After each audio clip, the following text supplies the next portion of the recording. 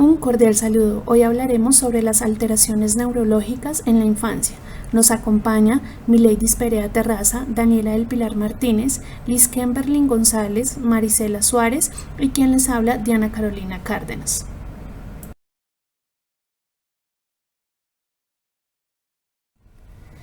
Trastorno por déficit de atención e hiperactividad. Es un síndrome neurobiológico de etiología a causa compleja debido a un fallo en el desarrollo de los mecanismos cerebrales. El trastorno por déficit de atención e hiperactividad es uno de los trastornos del neurodesarrollo más frecuentes de la niñez. Habitualmente su diagnóstico se realiza en la niñez y a menudo dura hasta la adultez. Los niños con TDAH pueden tener problemas para prestar atención, controlar conductas impulsivas, pueden actuar sin pensar en cuál será el resultado o ser excesivamente activos. Los niños con trastorno por déficit de atención e hiperactividad también pueden tener dificultades con la baja autoestima, las relaciones problemáticas y el bajo rendimiento escolar. Los síntomas a veces disminuyen con la edad, sin embargo, algunas personas nunca superan por completo sus síntomas, pero pueden aprender estrategias para tener éxito. Hablemos un poco sobre los factores genéticos. Es un trastorno que se hereda hasta en un 80%. Se nace con la probabilidad de que se manifieste en su neurodesarrollo con un porcentaje muy alto. Si a otros elementos familiares diagnosticados, realmente el trastorno de base no es un trastorno psiquiátrico como una psicosis, ya que tiene una firme base orgánica, aunque no detectable con una prueba de imagen, pero sí aparece con una alteración funcional ya desde muy temprana edad, alteración que se va viendo de forma más clara con el tiempo. Pero la herencia no es del tipo mendeliano, y la alteración genética heredada no es considerada como una lesión en sí misma. Entonces, ¿qué es lo que ocurre? Podemos ver que las alteraciones genéticas detectadas en estos pacientes son del tipo variabilidad genética, es decir, son genes no defectuosos pero que presentan peculiaridades en su funcionamiento y que, añadido a estos entornos genéticos peculiares, pueden manifestar una forma inadecuada de gestionar la atención, mostrando los síntomas de este trastorno. Las consecuencias inmediatas de estos genes son a nivel de los neurotransmisores y en concreto de la autorregulación de la dopamina y la noradrenalina.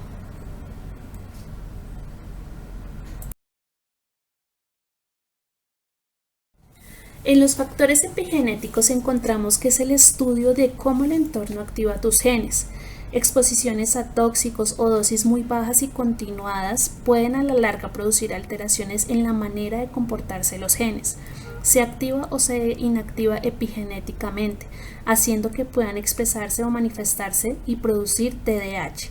El mecanismo epigenético actúa como si se tratase de un dispositivo que activa o desactiva ciertos rasgos o características genéticas, haciéndolas visibles o no fenotípicamente. De esta manera, realiza un importante papel en la expresión genética sin modificar su secuencia. Esto hace posible que una persona sin antecedentes genéticos de una determinada enfermedad pueda, bajo determinadas condiciones ambientales experimentadas durante su fase prenatal, comenzar a expresar algunas características asociadas a dicha enfermedad y viceversa. Una persona con un historial genético de un trastorno X podría no expresar los rasgos de esa enfermedad si se consigue mantener ciertas condiciones ambientales desde su fase prenatal, haciendo que los genes, aunque existan, no se expresen. Los cambios epigenéticos pueden implicar procesos bioquímicos de tipo metilación del ADN, modificaciones de cromatina y o modificaciones del ácido desoxirribonucleico no codificado.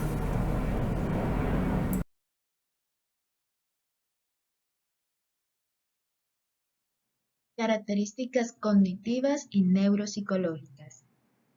La característica principal del trastorno por déficit de atención hiperactividad TDAH es un patrón persistente de inatención e hiperactividad o impulsividad que interfiere con el funcionamiento o el desarrollo. El TDAH empieza en la infancia. El requisito de que varios síntomas estén presentes antes de los 12 años de edad transmite la importancia de una presentación clínica sustancial durante la infancia. Al mismo tiempo, no se especifica una edad de inicio más temprana por las dificultades para establecer retrospectivamente y con precisión el inicio durante la infancia.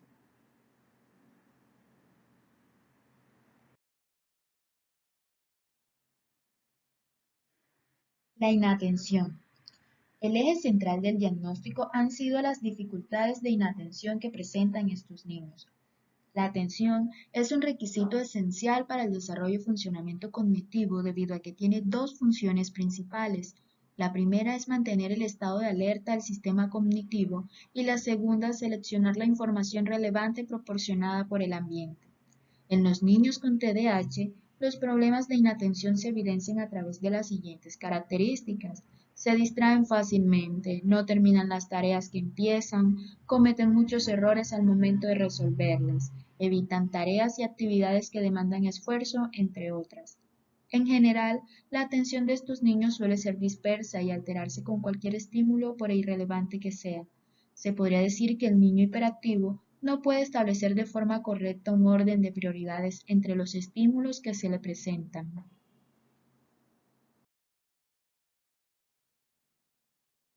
Impulsividad. La impulsividad se ve reflejada en la falta de control motor y emocional que hace que estos niños actúen sin prever las consecuencias de sus acciones motivadas por el deseo de obtener gratificación inmediata. Se puede evidenciar que son niños que se precipitan al responder una pregunta o no respetan el turno y suelen interrumpir o entrometerse en las actividades o juegos de los demás. A nivel cognitivo, se manifiesta en la inexactitud y el déficit en procesos de percepción y análisis de la información en tareas complejas.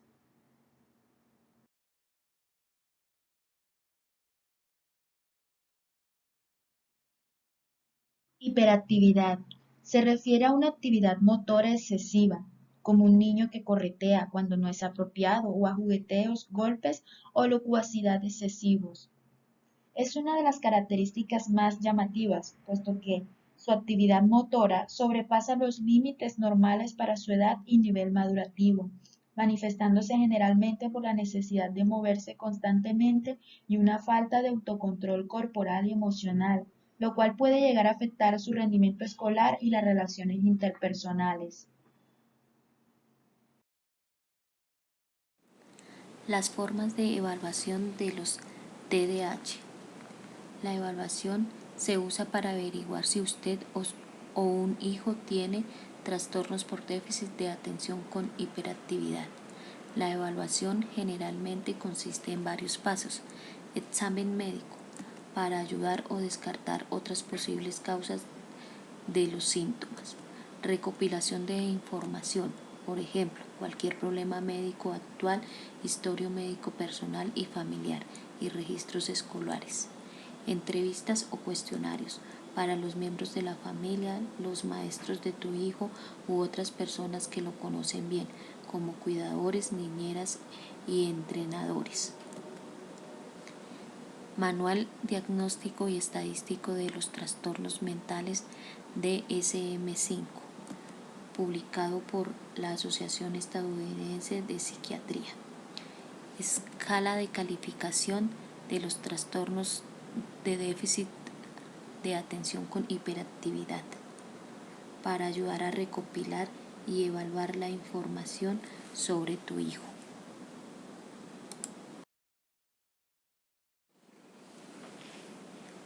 Toda prueba e instrumento está diseñado para evaluar una área específica, ya sea en el plano de la cognición, el plano actitudinal, plano de conducta o bien del funcionamiento social o afectivo del sujeto.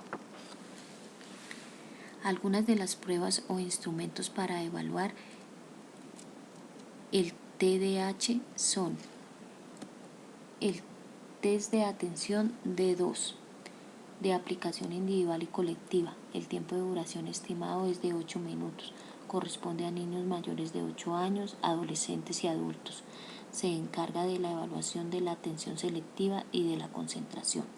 Esta prueba ofrece una medida concisa de la velocidad del pensamiento, la atención selectiva y la concentración mental, mediante una tarea consistente en realizar una búsqueda selectiva de estímulos relevantes. También tenemos el test de caras. Evaluación de las actitudes persistivas y de atención, de aplicación selectiva, Tiene un tiempo estimado de 3 minutos. Se puede utilizar a partir de los 6 años.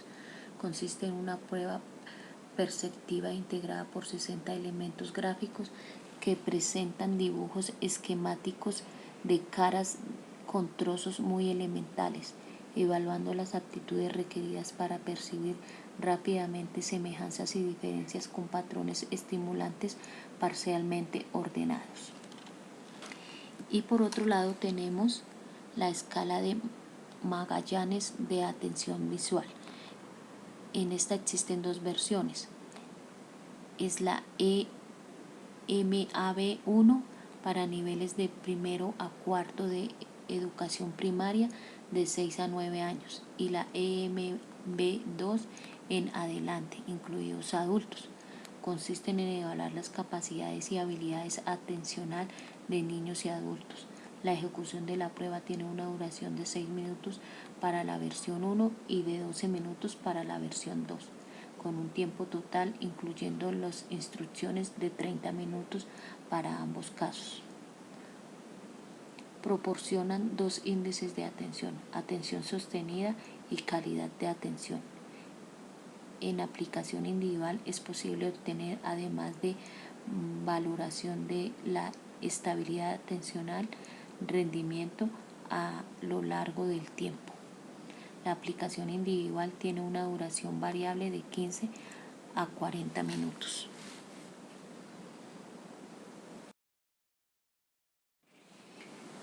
También contamos con la evaluación de trastornos para el déficit de atención e hiperactividad. Esta escala es para evaluar la hiperactividad, déficit de atención, impulsividad y trastornos de la conducta que influyen muy negativamente en el desarrollo escolar del niño. Aplicable a niños entre los 6 y los 12 años, de manera individual, con una duración de 5 a 10 minutos aproximadamente. La finalidad es recoger información sobre la conducta habitual del niño. Permite evaluar los rasgos principales del TDAH de manera sencilla y objetiva. Por otro lado, tenemos el test de desórdenes de atención e hiperactividad. Se aplica desde los 3 a los 23 años. Es un instrumento muy efectivo para identificación y evaluación de desórdenes de atención. Está basado en el criterio diagnóstico del DMS-4.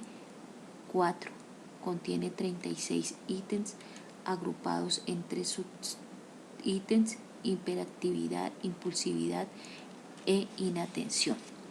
Y por último, tenemos la escala de Magallanes de impulsividad computarizada para niños de 6 a 11 años, muy eficaz para evaluar el estilo cognitivo, reflexividad, impulsividad. Proporciona dos índices representativos de la capacidad de procesamiento analítico del sujeto ante tareas que contienen incertidumbre de respuesta.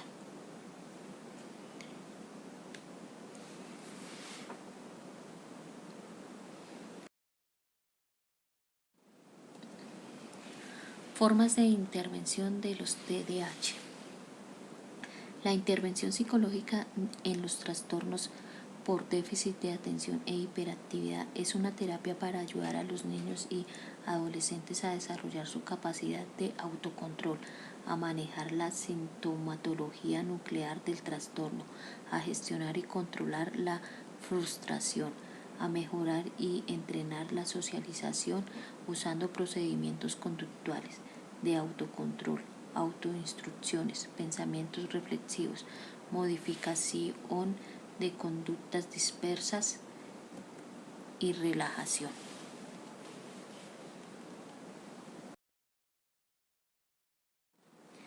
Métodos y técnicas de intervención de los TDAH. La intervención psicológica en los niños y adolescentes debe incluir dominios en los que el afectado manifiesta algún problema, como cognitivo, emocional o comportamental. Para esto vemos el abordaje psicoeducacional, que consiste en un abordaje que enseña al afectado y a su familia en qué consiste el TDAH, qué características tiene y qué se puede hacer para mejorarlo. Los aspectos a trabajar son: explicación del TDAH al afectado, posibles problemas o riesgos asociados al trastorno, las diferentes vías de intervención y tratamiento que existen, la aceptación activa del diagnóstico por parte del afectado, acuerdos de compromiso y cumplimiento terapéutico. También tenemos la terapia cognitivo-conductual, la cual ha demostrado ser una herramienta más eficaz que disponemos para reducir los comportamientos perturbadores de los niños y niñas con déficit por trastorno de atención e hiperactividad y aumentar los comportamientos autocontrolados. Por su aplicación es impredecible la implicación de las personas responsables en la educación del niño, pues ellos son quienes aplican las pautas en casa. Los aspectos a trabajar son el desarrollo y la orientación personal, la resolución de conflictos, el entrenamiento en autoinstrucciones, la organización y planificación en la conducta, el funcionamiento de los objetivos y metas, la autorregulación emocional, el entrenamiento en habilidades y estrategias internas. También contamos con la terapia de modificación de conducta, que se basa en los condicionamientos operantes del uso de reforzadores y castigos y favorece la extinción de conductas dispersas y la implicación y aparición de conductas positivas. Los aspectos a trabajar son normas y límites, entrenamientos en hábitos positivos, modificación de conductas distintivas y problemas de conducta, entrenamiento en conductas positivas. Por otro lado, tenemos las técnicas de relajación y el control del estrés y la ansiedad. Las técnicas de relajación y trabajo corporal ayudan a controlar y canalizar el exceso de actividad en estados de agitación, nerviosismo y ansiedad, y favorecen las emociones positivas y mejoran la comunicación y el ambiente familiar. Los aspectos a trabajar son la relajación y la respiración, la expresión corporal, la realización de actividades externas como actividades deportivas, hobbies, actividades socioculturales y la psicomotricidad. Y para terminar tenemos el entrenamiento en habilidades sociales. En el área social es una de las tareas donde mayor dificultad tienen los niños y adolescentes con trastornos de déficit de atención con hiperactividad, la adquisición de pautas, estrategias y habilidades para relacionarse de manera adecuada mediante un proceso de entrenamiento. Favorece la intervención social de los afectados con TDAH con sus iguales y evitará problemas de rechazo social, aislamiento y baja autoestima. Los aspectos a trabajar son la autoestima, comunicación emocional, el entrenamiento asertivo, las reglas de socialización, el entrenamiento en conductas prosociales y las habilidades de competencia social.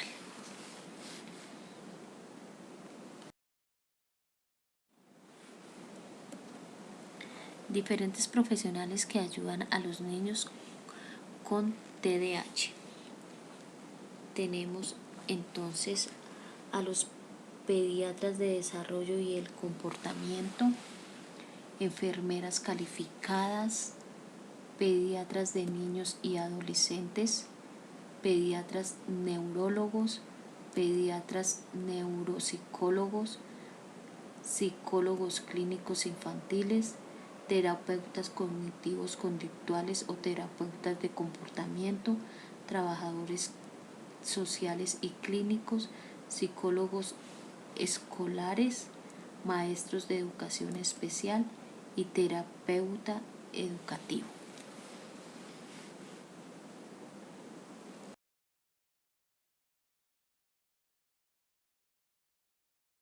Definición: trastorno del desarrollo intelectual. El Manual Diagnóstico y Estadístico de los Trastornos Mentales DSM-5, en su edición quinta del 2015, define que la discapacidad intelectual, dentro de los trastornos del neurodesarrollo, grupo de afecciones cuyo inicio se sitúa en el periodo del desarrollo y que incluye limitaciones del funcionamiento intelectual, como también el comportamiento adaptativo en los dominios conceptuales, social y práctico. A continuación, tres de las principales características de la discapacidad intelectual. Primera, deficiencias de las funciones intelectuales, como el razonamiento, la resolución de problemas, la planificación, el pensamiento abstracto, el juicio, el aprendizaje académico y el aprendizaje a partir de la experiencia, comprobado mediante la evaluación clínica y pruebas de inteligencia estandarizadas e individualizadas. Segundo, deficiencias del comportamiento adaptativo que producen fracaso del cumplimiento de los estándares de desarrollo y socioculturales para la autonomía personal y la responsabilidad social.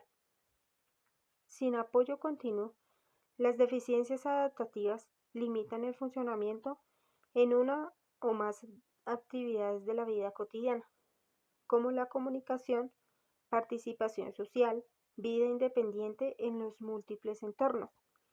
Tercero, inicio de las deficiencias intelectuales y adaptativas durante el periodo del desarrollo.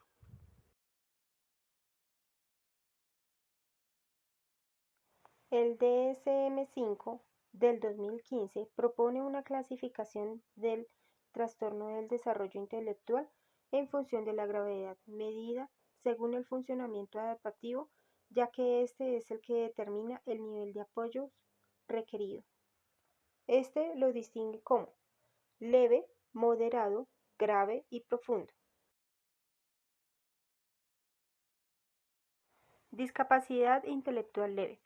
Acerca de este tramo límite por arriba, en el DSM-5 se indica que se podría diagnosticar discapacidad leve con un cociente intelectual entre 70 y 75 si existe déficit significativo en conducta adaptativa. Por lo general, suelen presentar ligeros déficits sensoriales y o motores. Adquieren habilidades sociales y comunicativas en la etapa de educación infantil y adquieren los aprendizajes instrumentales básicos en la etapa de educación primaria. Discapacidad intelectual moderada. Se sitúa en el intervalo entre 50, 55 y 40, 35. La conducta adaptativa de este alumnado suele verse afectada en todas las áreas del desarrollo. Suponen alrededor del 10% de toda la población con discapacidad intelectual. Con este tipo de discapacidad suele desarrollar habilidades comunicativas durante los primeros años de infancia y durante la escolarización. Puede llegar a adquirir parcialmente los aprendizajes instrumentales básicos. Suelen aprender a trasladarse de forma autónoma por lugares que les resulten familiares, atender a su cuidado personal con cierta supervisión y beneficiarse del entrenamiento en habilidades sociales. Discapacidad intelectual grave. Se sitúa en el intervalo entre 35, 40 y 20-25 y supone el 3 y 4% del total de la discapacidad intelectual. Las adquisiciones del lenguaje en los primeros años suelen ser escasas y a lo largo de la escolarización pueden aprender a hablar o a emplear algún signo de comunicación alternativo. La conducta adaptativa está muy afectada en todas las áreas del desarrollo, pero es posible el aprendizaje de habilidades elementales del cuidado personal. Discapacidad intelectual profunda. La mayoría presenta una alteración neurológica identificada que explica esta discapacidad con confluencia con otras y la gran diversidad que se da dentro del grupo. Por este motivo, uno de los ámbitos de atención prioritaria es el de la salud física.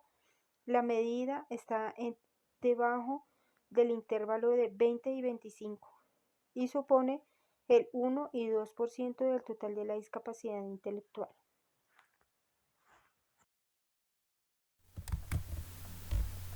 El diagnóstico de una discapacidad intelectual se interviene con baterías de escala de inteligencia o cognición. Normalmente los profesionales en esta área evalúan el resultado final, el porcentaje que da la prueba que presentan estos individuos. Y esta nos ayuda a deducir en qué punto del trastorno está la persona, si es que lo tiene, para pensar, resolver problemas y comprender. También evalúa el comportamiento adaptativo e incluye la técnica para toma de decisiones, afrontar problemas y otros comportamientos que muestran cómo el niño se relaciona con otras personas. Igual toda la actitud que el niño muestra en la prueba también es evaluada. Los profesionales usan esta información para evaluar si la persona o el niño tiene las habilidades necesarias para vivir pues en su sociedad e interactuar de manera adecuada con los demás. Algunas de estos trastornos se pueden diagnosticar mediante el análisis de sangre, pruebas de orina, pruebas de ultrasonido cuando todavía está pues en la pancita de la mamá. Según la enfermedad, estas pruebas se pueden realizar después del nacimiento o durante el embarazo, como ya lo dije. Pero en esta parte veremos las que competen a nosotros. La mayoría de estos niños con discapacidad intelectual no desarrollan síntomas muy evidentes hasta que alcanzan la edad preescolar, que es cuando se desenvuelven en su totalidad en todos los ámbitos: social, escolar, pues individual también. ¿Qué pasa con estas baterías? Estas evalúan el proceso cognitivo en el área conceptual con respecto a la memoria, a la lectura, escritura y matemáticas. Al área social, conciencia de los pensamientos y empatía para con los demás, habilidades interpersonales y sentido de la realidad social. Y el área práctica, cuidado personal, organización de tareas, concentración en las actividades que tomen cierto tiempo. Evalúan también el desarrollo del lenguaje, que se expresen debidamente acorde a su edad. Pero vemos que cuando este individuo presenta este trastorno, su desarrollo social a veces es lento, debido al deterioro cognitivo con sus iguales. Los demás notan esa parte. Aunque la causa de la deficiencia intelectual del niño no se pueda arreglar del todo, se puede manejar con la identificación temprana del trastorno y qué lo causó. Se puede ayudar a esta persona para su futuro, para que tenga una vida más estable y evitar otras pérdidas en la parte de sus habilidades. Y también avisarle a sus padres para que tengan en cuenta los factores de riesgo por si existe de pronto la posibilidad de que tengan otro hijo. Las pruebas que se usan en este caso son Stanford Binet, que es una de las más usadas. Tiene 15 escalas y 4 grupos donde se ve la parte verbal, visual, cuantitativa y memoria a largo plazo. la escala de inteligencia de Wechsler para niños número 4, que es donde se evalúan también todos estos ámbitos en la parte intelectual. Comprensión verbal, velocidad del procesamiento de la información y razonamiento perceptual. También tenemos escalas de conductas adaptativas, la DABS, que se aplica también para individuos que sufren de síndrome de Down, donde se valoran áreas tales como la comunicación, las habilidades de la vida diaria y las destrezas sociales y motrices.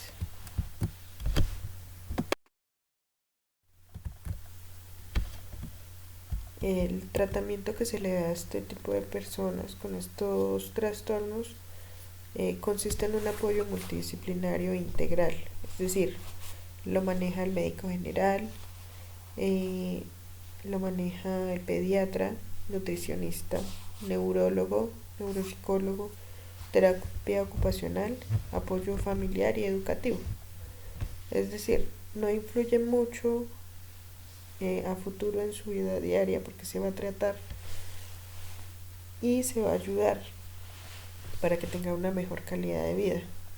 Pero sí se debe hacer mucho énfasis en que debe ser todo esto